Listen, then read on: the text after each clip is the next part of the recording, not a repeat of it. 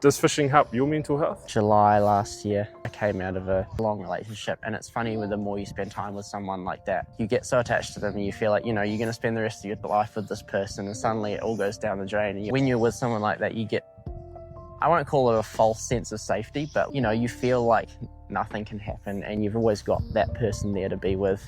And when that goes away, it's quite a shock to the system, eh? I'm so for, you know, going out and speaking to people about stuff as well. And I think that was probably one of the things I could have done more. I never really talked to people about it.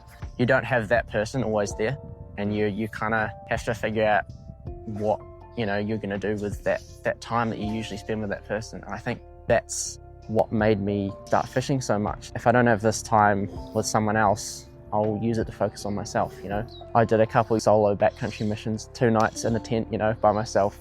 And that was one of the most therapeutic things I think I ever did in my life. And it was beautiful mornings when you wake up outside of a tent, you got your hot drink in your hand, and it's just, oh, there's nothing like it, eh? You just get to take it all in. Being out in the middle of nowhere as well makes you realize the bigger picture, eh? There was just a couple mornings I woke up and I was just like, you know, I could not be happier, because I realized that, you know, this is what I was supposed to be doing with my time to myself and everything. And it was really healing, because it gave me that sense of safety back again. I knew who I was. I knew like what I was supposed to be doing with my life, I guess. This is who I am. I'm not going to let anyone really get in the way of this, because I don't mean that in a way like I'd never change this for someone. But I think it's funny how people never see something like fishing as such a serious hobby. It's not really a hobby anymore. It's almost like a lifestyle, you know?